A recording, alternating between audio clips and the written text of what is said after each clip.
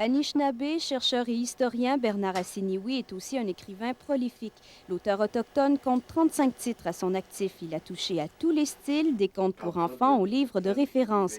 Pour Bernard Assiniwi, écrire, c'est sa façon à lui de mieux comprendre d'où il vient. Dès mes premiers livres, je disais « nous sommes comme ceci, nous sommes comme ça ».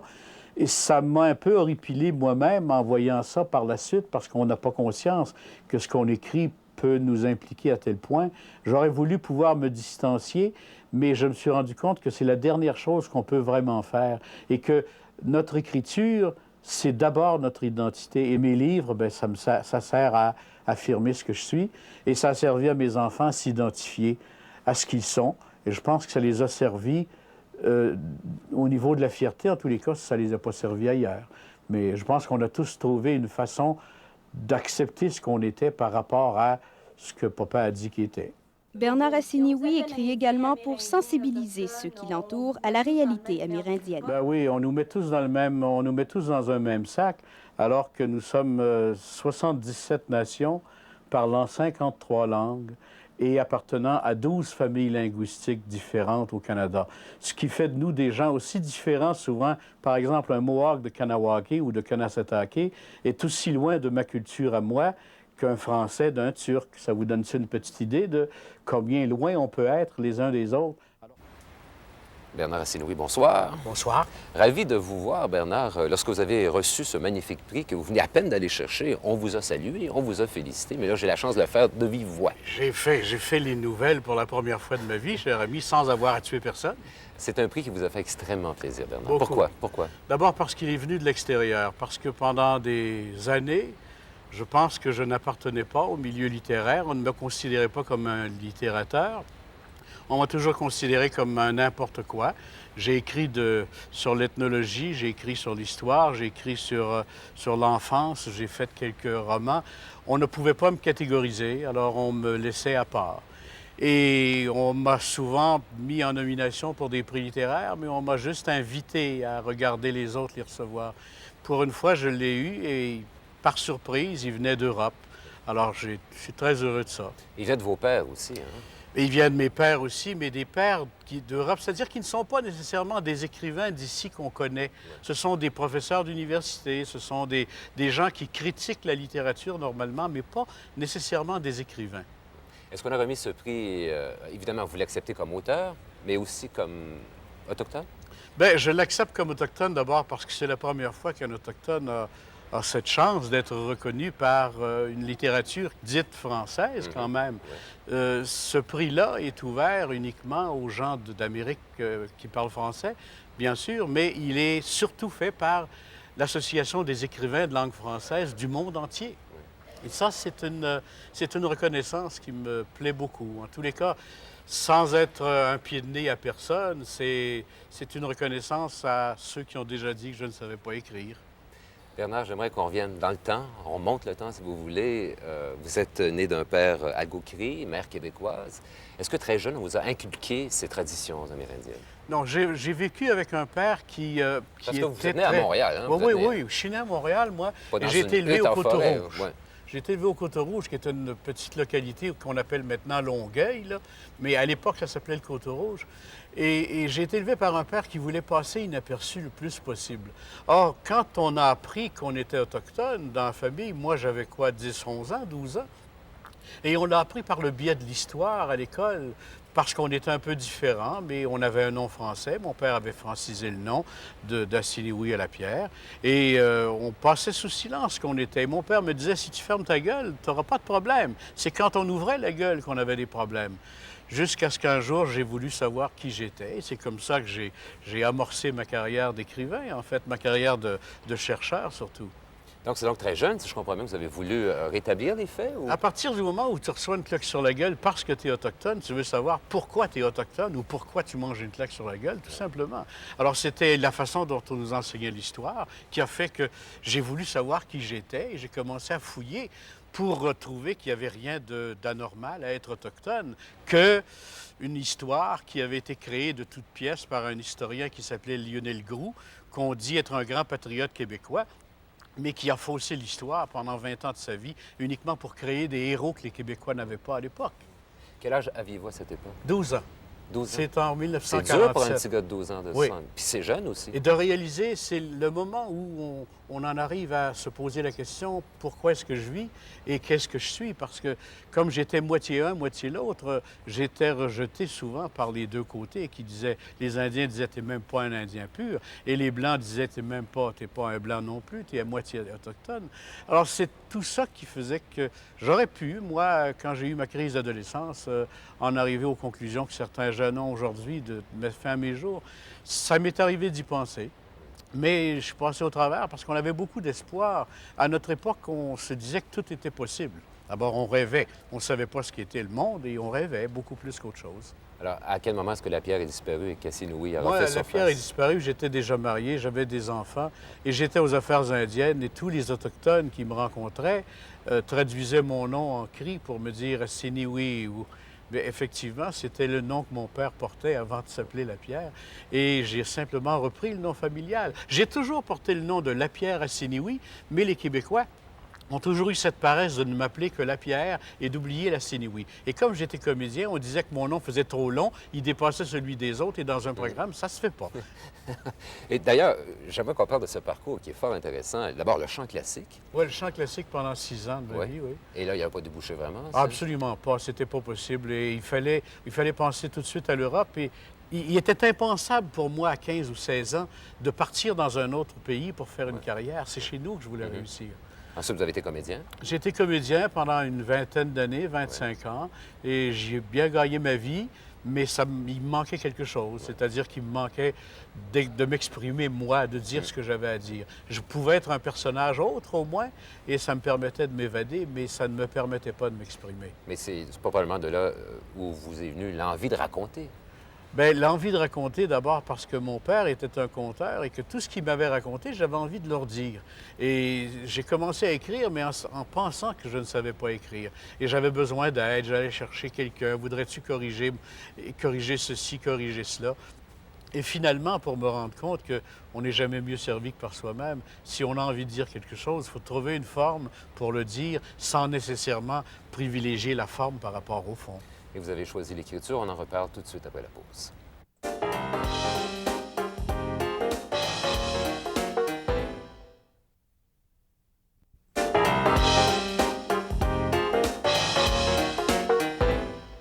Bernard Assinoui, lorsqu'on écrit aujourd'hui, en 1998, sur la réalité des Autochtones, vous avez écrit quoi, 34, 35 ouvrages? 35 ouvrages avec 35. celui qui sort demain au Salon du Livre. Est-ce qu'on se sent obligé de rétablir les faits, chaque fois, toujours?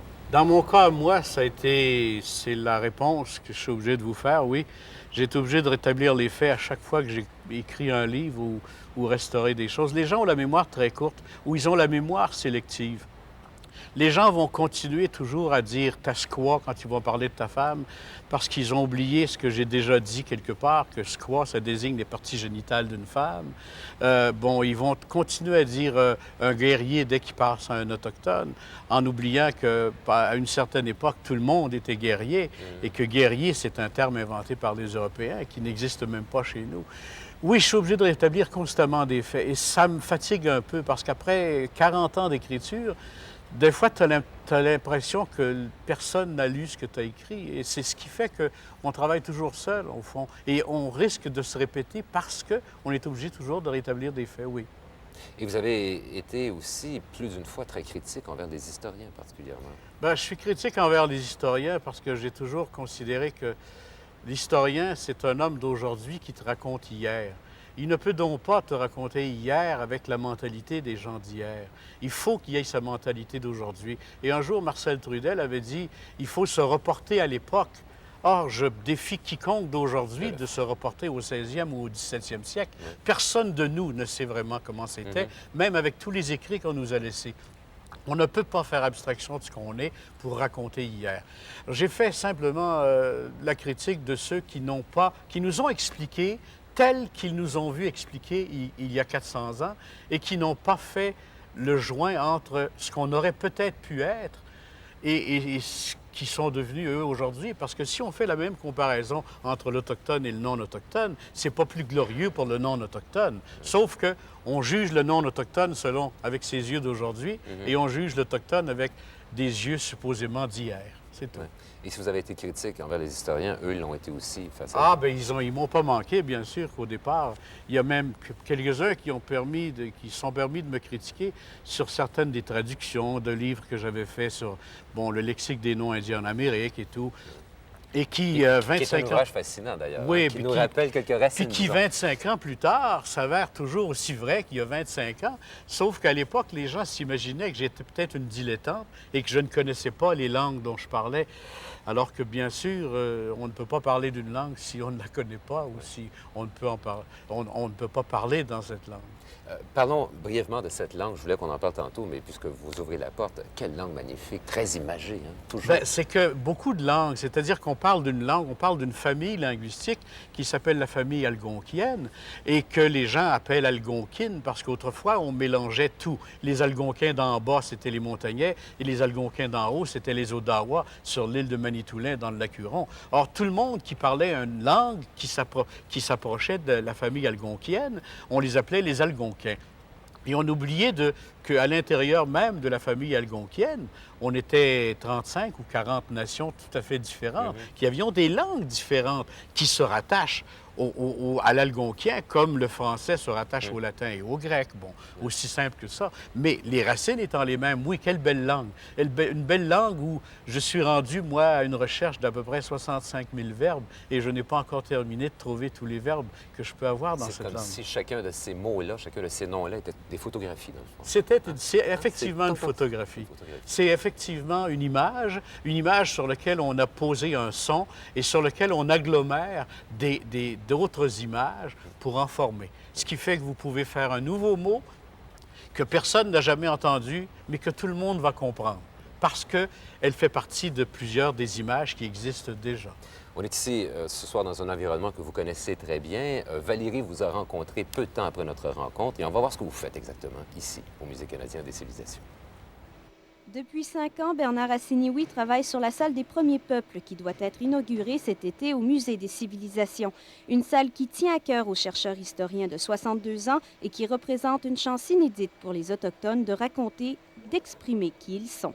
La salle des premiers peuples, pour nous, va finalement être une histoire de ce que nous sommes, interprétée et dit par qui nous sommes, plutôt que d'être interprété par des gens qui disent « voilà, les Autochtones étaient », nous, on vous dit « voici ce qu'on était et voici ce qu'on est maintenant ». C'est important qu'on nous donne cette chance de nous raconter pour la simple raison que jusqu'à maintenant, on n'a jamais été qu'interprété, et toujours interprété comparativement à ce que les Européens veulent que nous soyons ou croient que nous étions, ce qui n'a rien à voir avec ce que nous sommes. On s'est dit, qu'est-ce qu'on a envie de dire au monde? Et c'est comme ça, on a consulté à travers tout le Canada. Les Autochtones nous ont dit ce qu'ils veulent qu'on dise d'eux, et ils ont commencé par dire, cessez toujours de dire ce qu'on était. Commencez à dire au monde qu'est-ce qu'on est aujourd'hui. Et si on s'intéresse à ce qu'on est aujourd'hui, les gens vont réaliser qu'on est une entité qui faisons partie de ce pays-là. Et à partir de ce moment-là, on mérite d'être traités juste comme des égaux. Pas comme supérieurs, comme certaines personnes semblent croire, mais comme égaux. On va avoir ce que tous les autres ont, au moins le respect des peuples qui nous entourent. Pour nous joindre, vous composez le 724-5192 ou sans frais le 1-877-271-7778 par télécopieur au 613-724-5074. Vous pouvez aussi nous joindre par courrier électronique.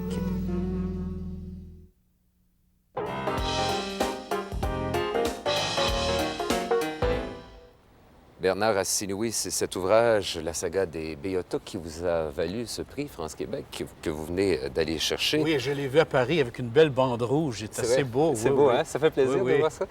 Il y a 20 ans de recherche qui se cachent derrière ce livre. Il y a 20 ans de recherche sporadique qui se cache derrière ça, oui, parce que d'abord, ne serait-ce que pour parler de l'île elle-même, avant de parler des Beothuk, il faut être allé vivre à Terre-Neuve, il faut avoir vu cette île qui est probablement ce qu'il y a de plus beau, de plus extraordinaire dans toute la planète. J'ai vu les Rocheuses, j'ai tout vu ça. Mais Terre-Neuve, c'est particulier. C'est de temps à autre la jungle, de temps à autre un désert de roches, de temps à autre une forêt luxuriante. C'est des montagnes à couper le souffle. Ce sont des fjords, les plus beaux fjords du monde sont 5 là. saisons. Ah, c'est 5 5 saisons saisons. extraordinaires. Il faut avoir vu Terre-Neuve. Il faut cesser de rire des Newfies puis aller les voir. Ils savent drôlement rire d'eux-mêmes. Hein. Ben là, on parle pas des Newfies, on parle des Béotucs. Puis si je peux résumer le livre de façon très succincte, mais vraiment très, très succincte, donc on assiste à la naissance d'une civilisation, à la civilisation qui vit et à la civilisation qui va disparaître, tuer. Oui, bien sûr. La première partie de génocide. mon livre est imaginée par rapport à ce que moi je connaissais des autres Autochtones vivant ailleurs. Mais il reste que ça ne doit pas être tellement loin de la vérité en ce qui me concerne, après avoir connu l'île. J'ai raconté comment la nation est née, comment une nation naît, sans nécessairement que le concept de nation soit peut-être le même que celui d'aujourd'hui. C'est complètement différent. Ensuite, le deuxième chapitre, on assiste à l'évolution. Donc, comment ça se passe? Là, aussi? c'est l'histoire elle-même qui entre en Exactement. ligne de compte. Et ce sont les événements même, 55 faits historiques que personne ne peut nier, que je dois ramener dans le contexte, mais dans le contexte avec la vue de la part des Autochtones, comment eux ont vu ces événements-là et non pas comment les historiens ont vu la chose. Et le troisième chapitre, ben, c'est le coup de massue. C'est le C'est la génocide. mort de la nation, comment une nation en vient à mourir, disparaître avec tout ce qui est là comme richesse, comme force, comme langue, comme souvenir, comme... Tout ça s'effrite, ça disparaît. Il y a plus Tout rien. ça part et c'est la partie la plus difficile. Pour moi, ça a été la partie la plus difficile à écrire.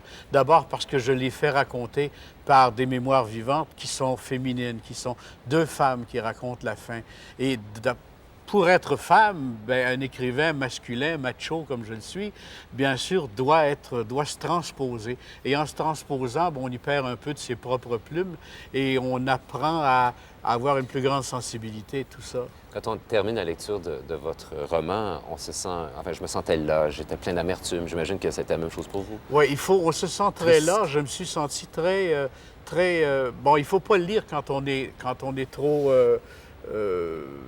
quand on est Émotif. trop émotif, Ouais. il faut le lire quand même avec sérénité. C'est pas la seule civilisation au monde qui est morte. Il y a beaucoup de civilisations à travers le monde qui sont Sauf mortes. que là, ça et nous touche vraiment énormément. On se dit, hey, c'est chez nous. Ouais, C'est ça. chez nous. Bien sûr, c'était pas chez nous avant 1949, c'était toujours l'Angleterre, mais c'est maintenant chez nous et on a beaucoup de difficultés à s'imaginer qu'un génocide puisse avoir été perpétré chez nous.